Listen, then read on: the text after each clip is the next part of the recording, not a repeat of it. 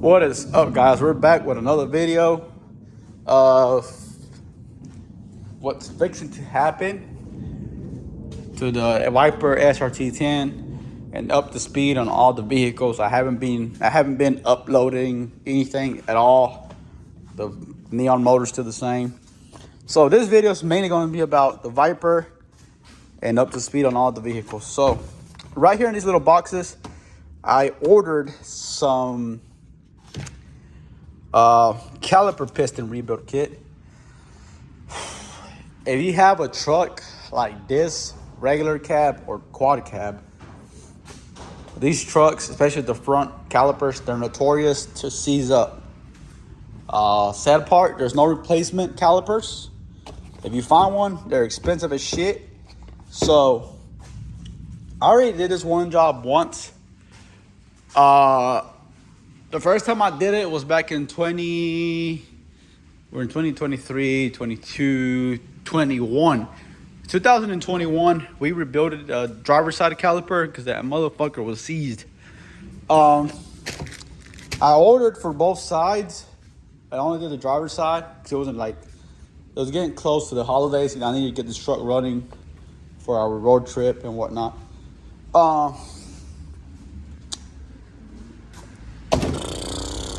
When I got back from my road trip in Mexico last year, the driver's side started making some funky ass noises.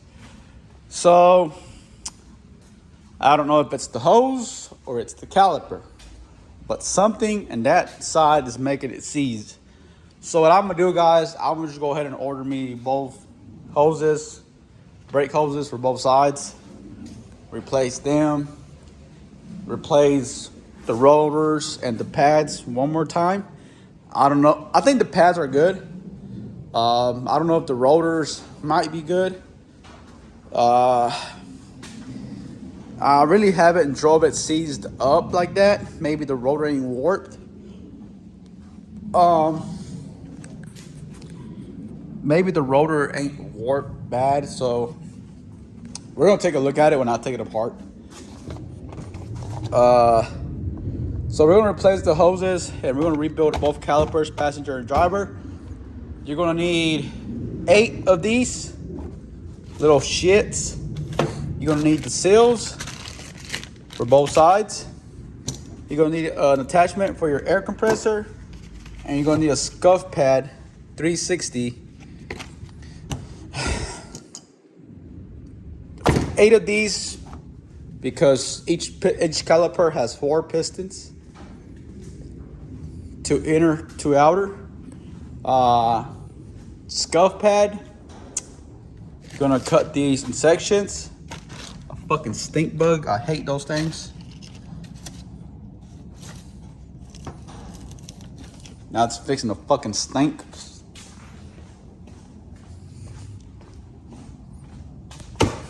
Damn, nasty shits. Anyways, oof. Scuff pad, you're gonna cut this in little squares.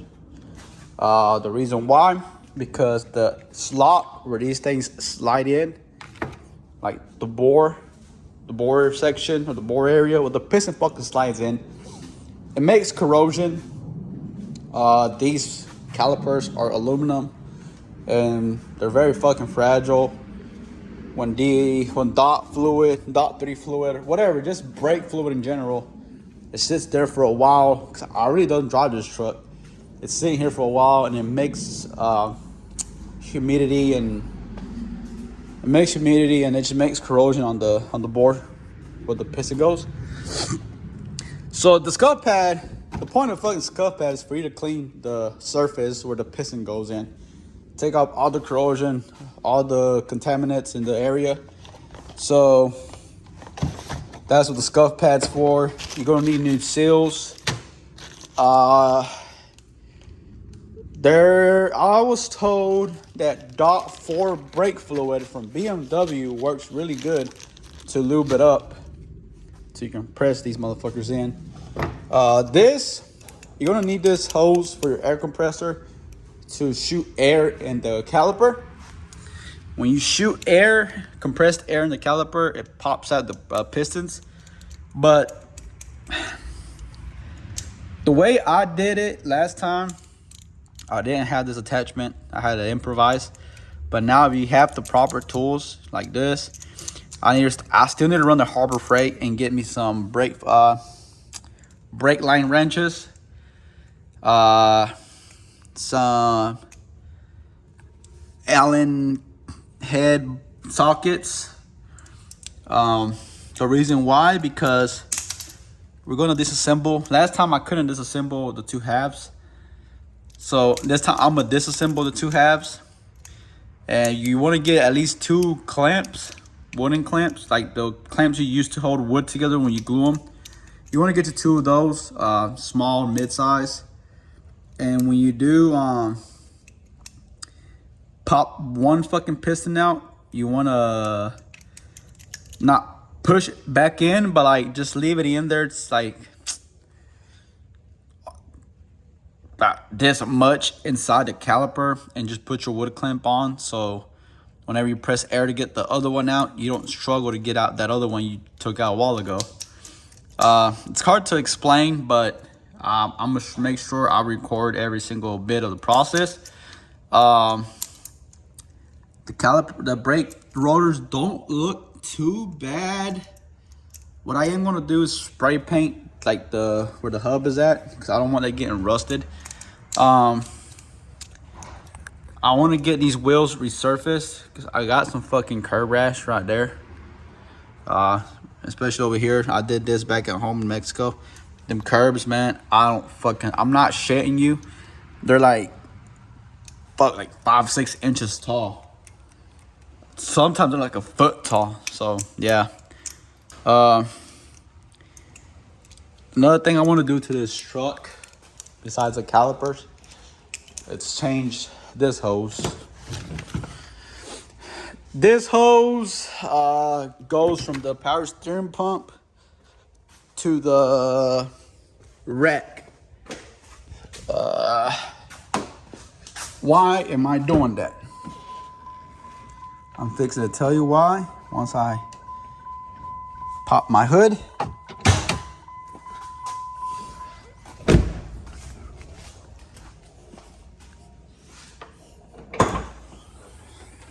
So once again, if you have one of these trucks are notorious for brake calipers being seized up, and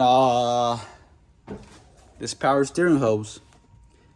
This one came as a kit with that one. Okay, well the story about this hose is when I bought this truck, guys,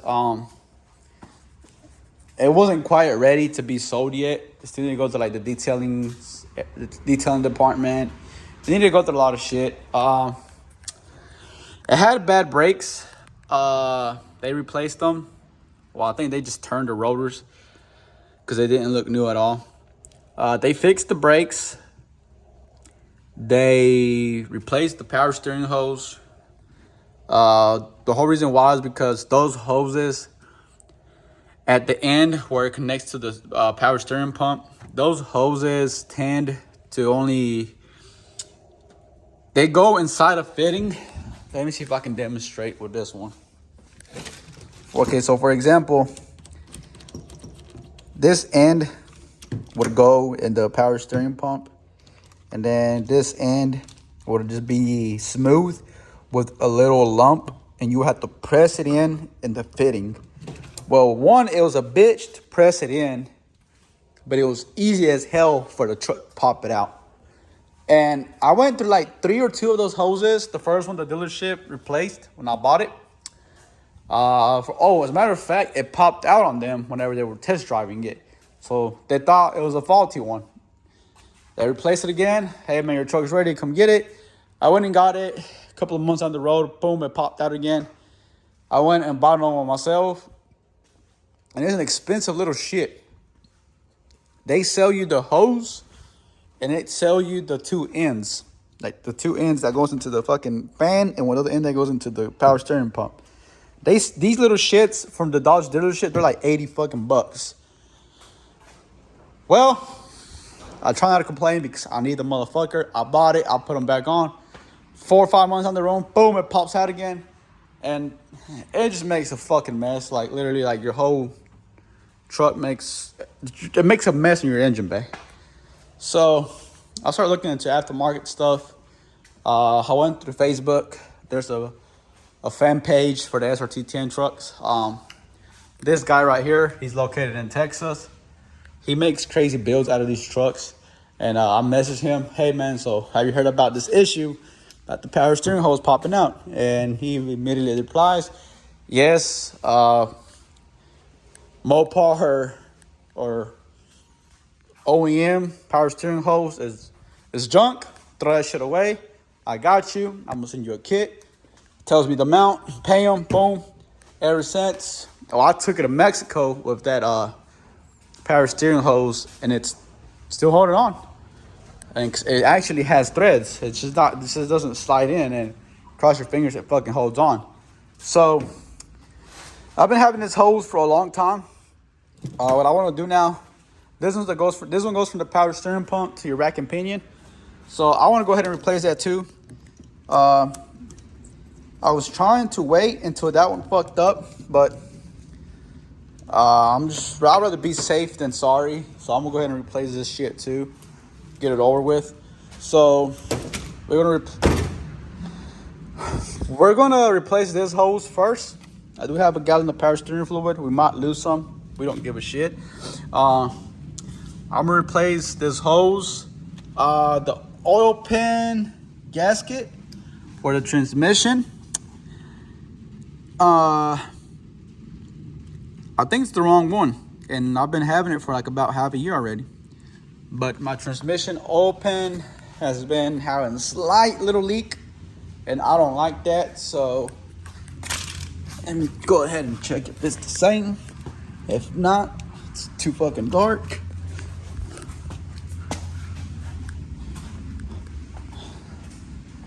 Might have to hit up that guy in Texas. Sometimes I'm just better off hitting him up. It's auto parts stores are out of the list when it comes to this truck. Well, it looks similar.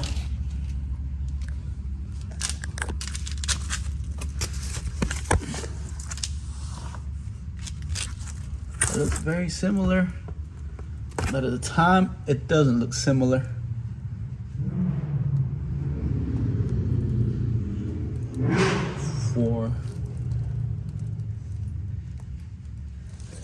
It might be the right one. Well,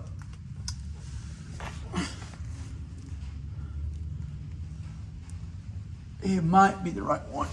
Well, anyways, guys, I got distracted here a little bit. This one, if it fits, it fits. If it don't, it don't.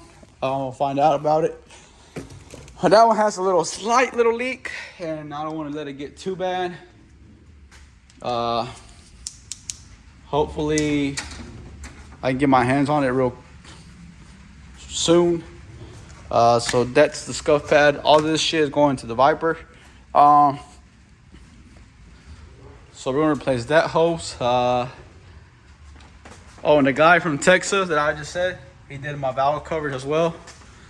This truck's more like a show truck, collector's item.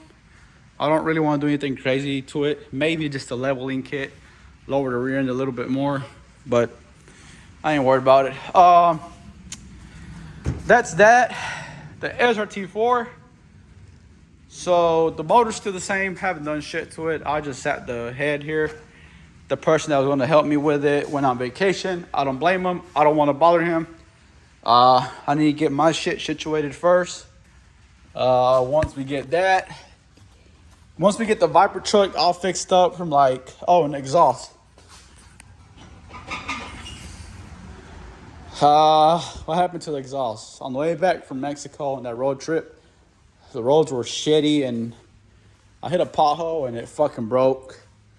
And I need to order me another MagnaFlow kit because I could have just got the muffler, but my tailpipes are a little fucking rusted and rotten. So I'm gonna go ahead and replace the whole system, which is very expensive as well, but I need it. I might as well just do it. Once that truck, it's running perfectly fine, I'm gonna leave it alone, cover it up with a fucking car cover, like the Hellcat. Well, I already do need a 2-post lift, guys. Like, maybe I can put the Hellcat up in the air and put the neon underneath the Hellcat and the Viper leader where it's at. I need to go get me some tire dollies so I can move the vehicles around. There's still a lot of fucking things to do here, guys. But we're getting there slowly but surely. So the neon, the motor's still the same. Haven't done shit to it. Like I said, my friend that was supposed to help me build it, he told me before the holidays, before he left vacation.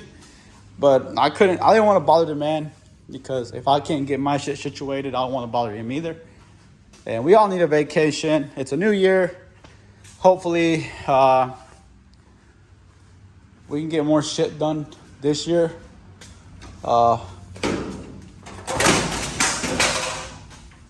Yeah, that never happened. So I'm gonna take off the wiper arms as well. I want to get them painted. They're a little faded. It just won't quit raining.